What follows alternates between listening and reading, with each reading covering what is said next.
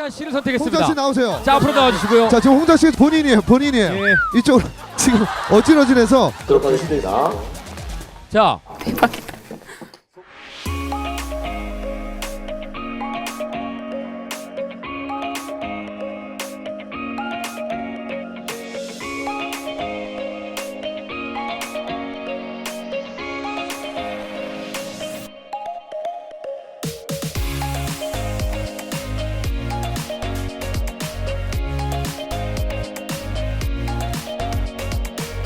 임영웅 스토리 3편을 예고해 드렸는데 예고를 무시하고 다른 이야기를 하도록 하겠습니다.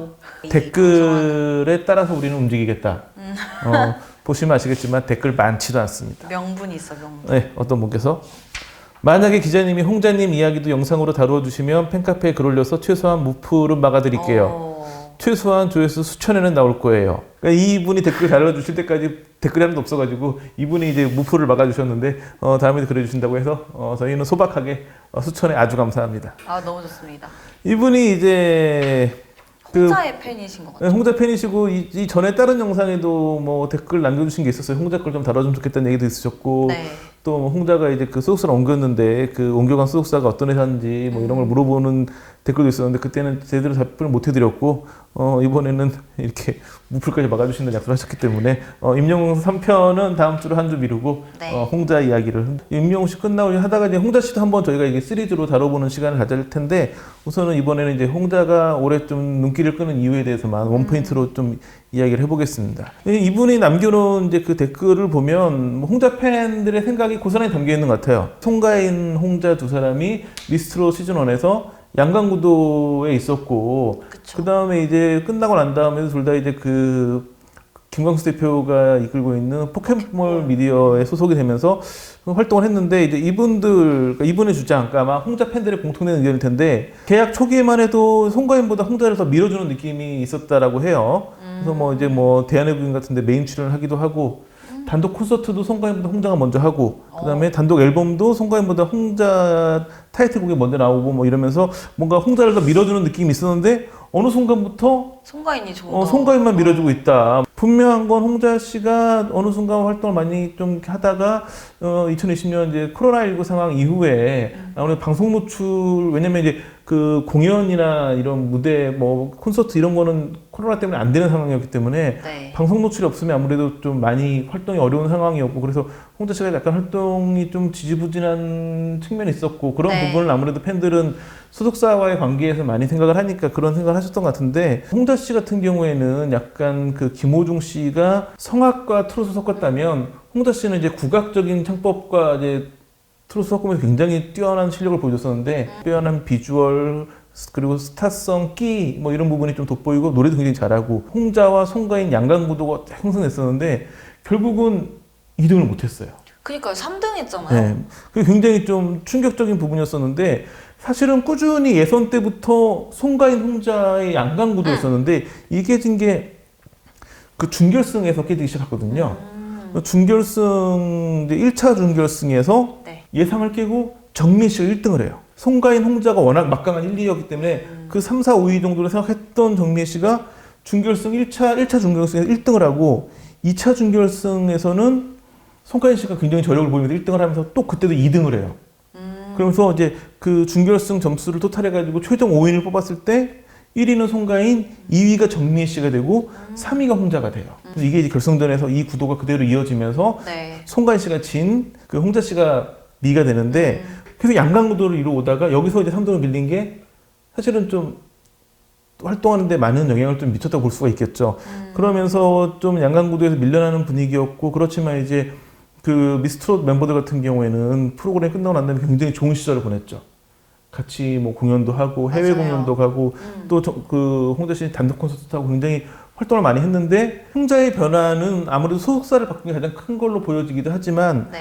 가장 이제 좀 뚜렷한 부분은 3월 5일 사랑 콘서트에 출연을 하게 된 게 좀 예고편에 나오면서 굉장히 화제가 되고 있는데 이제 그 포켓볼 미디어와 TV조선이 사이가 별로 안 미스트롯 좋지 시즌 않아요? 1은 같이 했으나 그 이후에 좀 사이가 안 좋아져가지고 여러 가지 이야기들이 많이 있고 그러다 보니까 송가인 씨가 본인이 출연했던 미스트롯 미스트롯 시즌 2. 1의 그 진이었음에도 불구하고 시즌 2에는 출연을 안 하고 경쟁 프로그램으로 여겨졌던 트롯 전국체전에 출연하고 하면서 뭔가 이런 좀 관계가 있어가지고 홍자 씨 같은 경우에도 이제 그런 연유로 인해 가지고 TV조선 출연을 뭐 안 했다기보다는 못했다고 봐야겠죠. 근데 사랑의 콘서트 출연한다는 얘기는 다시 TV조선과 관계 복원을 하고 출연한다는 이야기이기 때문에 이번에 이제 사랑의 콘서트 출연은 첫 신호탄이겠지만 앞으로는 좀 많이 출연할 수 있고 올해 1월 달에 이제 소속사를 옮겼다는 발표를 합니다. 맞아요. 미스틱 스토리로 네, 가셨는데. 미스틱 스토리로 옮겨갔는데 첫 번째 의미는 포켓볼 미디어를 떠났다는 게 첫 번째 의미일 거예요 아마. 그쵸. 그러니까 아마 이 즈음에 이제 그 처음 댓글을 남기셨던 것 같아요. 그 도대체 미스틱 스토리는 어떤 회사고 그 회사를 한 게 잘한 선택이었냐? 이 부분 물론 잘한 선택이었는지 아니었는지는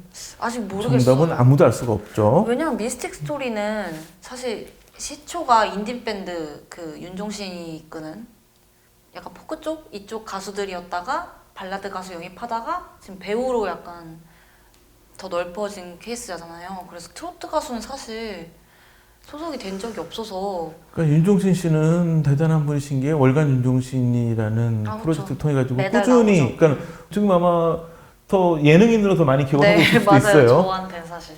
그럼에도 불구하고 그런 과정에서 꾸준히 월간 윤종신 프로젝트를 그렇죠. 하면서 그다음 노래를 거기서 했지. 히트곡도 여러 곡이 나오기도 하고 서장훈이라고 하는 아주 좀 예능계 제일 잘 나가는 스타도 여기 소속이 되어 있고 뭐 김영철 씨라든지 뭐 많죠. 다양한 분들이 여기 소속이 되어 있는데 영화 뭐 예능 연애 종합이네. 뮤직을 하는 연화 종합으로 발전이 되어 있는 상황이기 때문에 지금 상황 또 트롯은 처음이라고 하는데 트롯이 처음이기 때문에 오히려는 더 좋은 영향을 발휘할 수도 있거든요.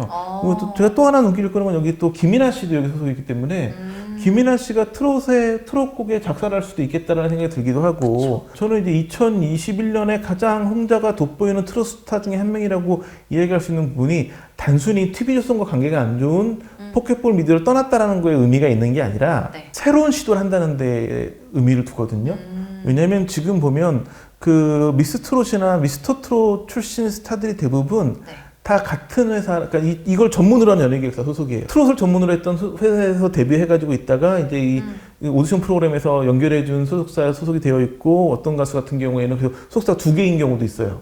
이미 자리 잡고 있는 연예기획사로 발을 넓혀간 케이스는 많지가 않거든요. 근데 홍자 씨가 이제 처음으로 이제 트롯을 전문으로 하지 않던 기존에 굉장히 큰 연예기획사로 옮겨간 거예요. 그렇기 때문에 어찌 보면 트롯 스타로서 전문적으로 밀어주는 부분은 약간 떨어질 수 있죠. 부족할 수 있지만 종합적인 부분에서는 큰 효과를 내줄 수 있거든요. 홍자 씨 같은 경우에는 노래를 굉장히 잘한다는 부분은 기본이고 그렇죠. 거기에 굉장히 좀 끼도 있고 좀 예능적인 감각도 있다라는 평가를 받았기 때문에 이 미스틱 스토리를 통해 가지고 예능 프로그램을 출연하면서 굉장히 돋보일 수도 있거든요. 좋네요. 확장성에도 굉장히 좋은 기회를 잡았다는 부분이 눈길을 끄는데 문제는 그렇다고 해가지고 가자마자 바로 예능 프로그램 고정 출연을 하게 되면 네.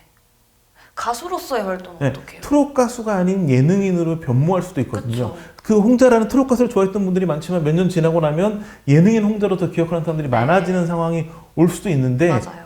우선 미스틱 스토리의 가장 장점은 윤종신 씨가 아무리 예능 활동을 많이 하고 예능으로 인기를 많이 얻어도 꾸준히 음원을 내면서 그 가수로서 활동을 해왔거든요. 아무리 예능으로 흘러도 홍자 씨의 트롯 가수로서의 정체성을 지켜줄 거라고 믿는데 요즘 많이 인기를 끌고 있는 일일 드라마 미스 몬테크리스토의 OST를 부른 거죠. 예능이 굉장히 강화되어 있는 회사로 옮겼지만 첫 번째 활동은 음원을 발표하는 거였다는 게 굉장히 의미가 있어 보이기 때문에 아 그러면 이 회사가 역시나 윤종신 씨의 어떤 그런 생각대로 홍자라는 가수를 가수로서 먼저 활동을 하면서 예능도 같이 할 수 있는 그러니까 네. 종합 엔터테인먼트로 성장할 수 있는 기회를 잡을 수 있겠구나. 지금 2021년에는 홍자 씨가 어떻게 보면 가장 관심을 끌 수 있는 기회네요. 트로스가 될 수도 있지 않을까. 저는 생각 많이 하는 게 SM, JYP, YG에서도 트롯 가수 앨범을 낼 필요가 있다는 생각을 하는 사람이거든요. 뭐 지금은 연령대 상관없이 다 좋아하니까 가능성 있을 것 같은데. 지금 한류에서 영향력이 있는 K-팝을 주도하는 회사들이